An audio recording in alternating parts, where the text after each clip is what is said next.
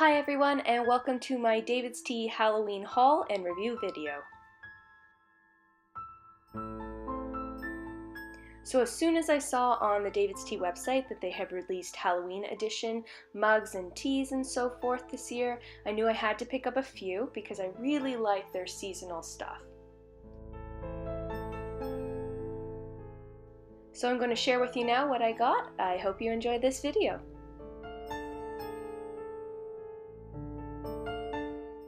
Now, if you know me, you know that there was no way I was going to pick up things from David's Tea and not pick up one of their mugs. So this is another one of the Nordic Tea Mugs, which means that it's the ceramic mug with this tea strainer inside and the little ceramic lid on top. And so this one is a Halloween one, obviously. As you can see from the box, it's got a very cool kind of haunted house design and with bats and trees and so forth. And what's really cool about this one is actually it's heat sensitive, so there's color changing aspects to it. So first up we have the lid. It's ceramic and it's got a little cute bat on the top of it. And next up we have the strainer itself. So the idea behind these mugs is that you put the loose leaf tea inside the strainer and that sits inside the mug and you fill it with hot water, and then when you're done you just pull the strainer out, rinse it out, and you're good to go. Next up we have the best part, obviously, which is the mug itself. So the design on this is classically Halloween with the haunted castle, the big huge full moon behind it, the bats and everything like that. And of course the best part is that it's heat sensitive, so I'm going to show you in a minute exactly what it does when you fill the cold mug with hot water.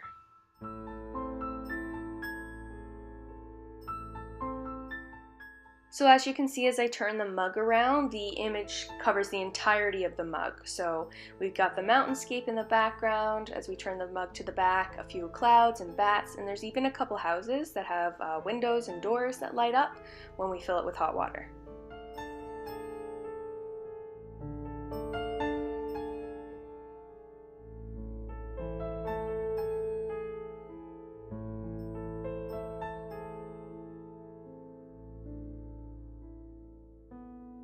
Okay, so here we go. This is the best part, so watch carefully. I'm filling it with boiling water right now, and it takes a second for the ceramic of the mug to actually heat up, but there you go, you can see it. So it's got the little pathway going up to the castle, and there's the door, and then all the windows as it goes up. And it's a little bit far away. I'm going to spin it around so you can see, but some of the bats, they actually have eyes, yellow eyes, and they will glow as well. And again, like I mentioned before, there's a couple houses that are going to have windows and doors that light up too. So I'm going to spin it now. And there you can see the bat's got his yellow eyes, and as I turn it there, you can see the windows in the houses too. So it's just really cool. I think this mug is awesome. Okay, so now on to the tea. So they have multiple collections to choose from this Halloween, but I picked the one that was called Book of Spells because it looked like it had the most teas that I might enjoy. The box itself, again, follows the same sort of theme as the mug. It's got the haunted house, and they always do packaging really, really well at David's Tea. And inside there are 6 teas to pick from. So I've gone through and tried each of the 6 teas, and now I'm going to show you what they look like when they're steeped and tell you what I think of them.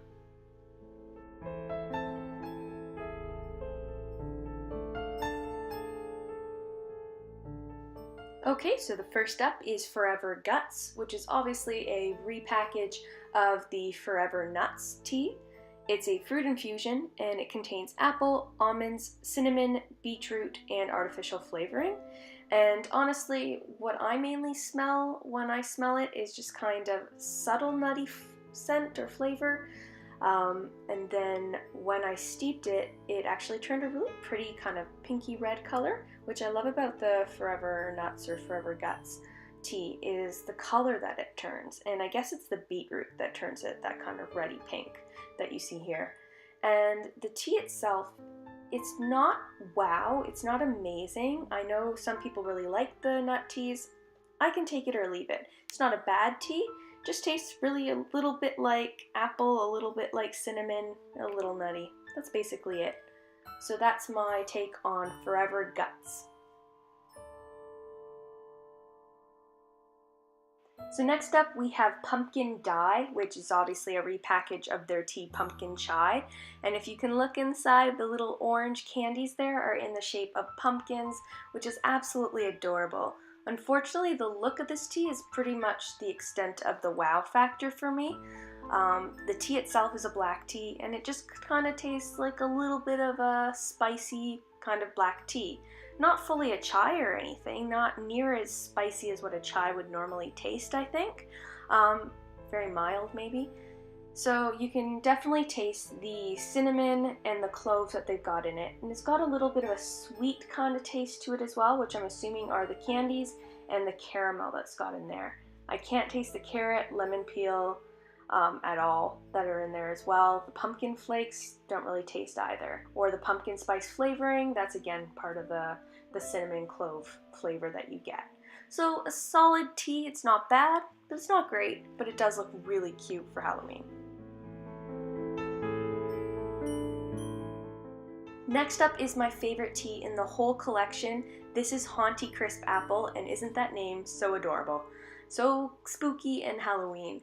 It is, I think, a repackage of Honey Crisp Apple, and when you smell this tea, it smells just like fruit leather and tea, like you're smelling a combination of the two, and the taste is all apple.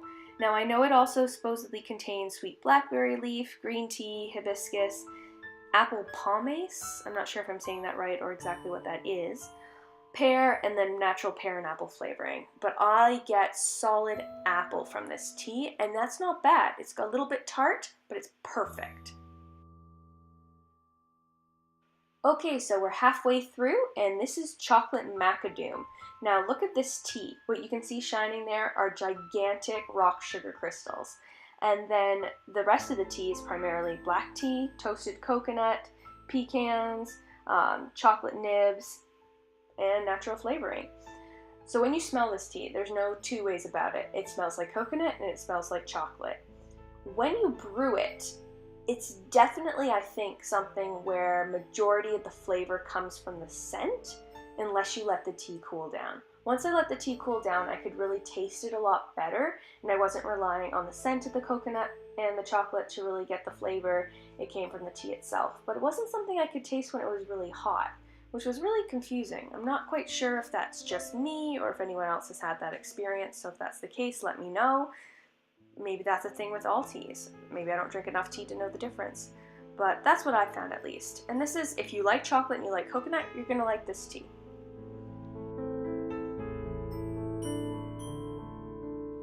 Now you're looking at Organic Stormy Night. Now if you remember the clip from the very beginning of this video, you'll notice I also had a little chocolate bar, and that chocolate bar, I forgot to film that, is the same thing. It's Organic Stormy Night, so it's that tea infused in a chocolate bar, which is a really different experience if you've never had a tea chocolate bar before, so if you haven't, give it a try.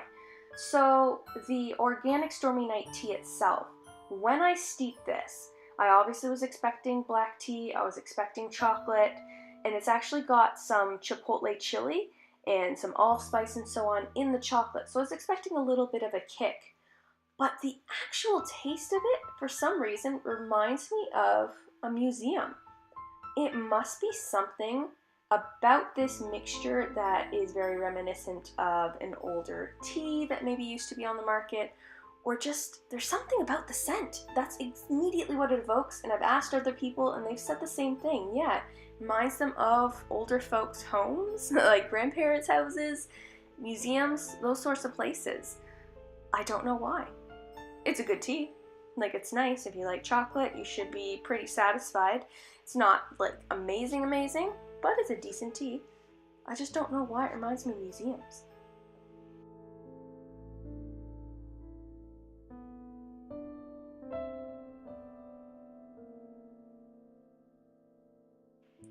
Now take a look at this tea. Hands down, this looks like Halloween.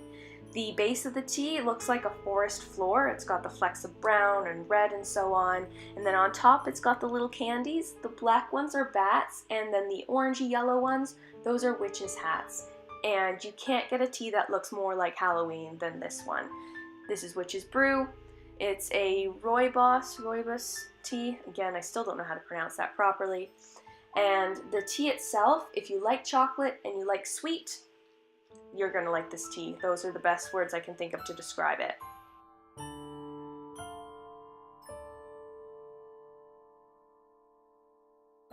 When I look at the ingredients list, it contains the obvious things like cocoa beans, tea, the orange and black candies, but it also contains things like elderberry flower, sweet blackberry leaves, and safflower petals, which honestly, I don't know what those really taste like, and after drinking this tea, I can't say I know what they taste like now either, but the tea itself, it's a basic kind of chocolate tea. It's a toss-up for me between this one and Organic Stormy Night, which one I like better. I think it's really a matter of preference, so give them both a try and see what you think.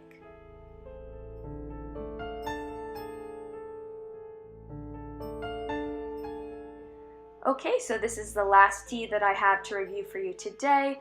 It's not part of the Halloween collection. It is a fall sort of tea. I had to order enough product in order to get free shipping, so I decided to tag this one on because it sounded cool.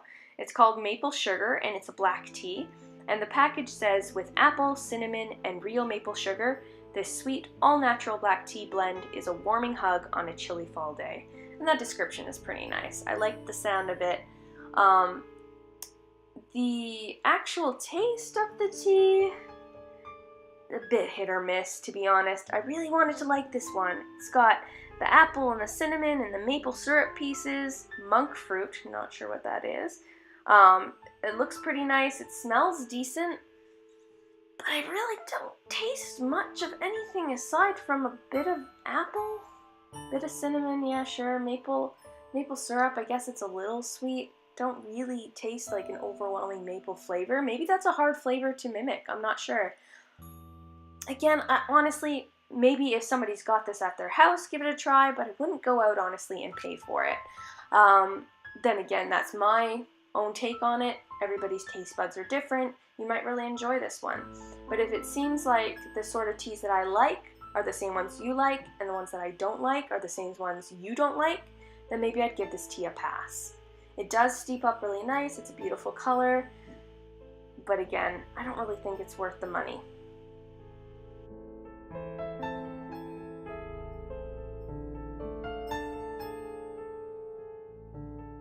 So we've come to the end of my David's Tea Halloween video. I hope you enjoyed watching, and if you did, leave a thumbs up. If you've tried any of the products, please leave a comment below and let me know what you think. Otherwise, have a happy Halloween, happy haunting.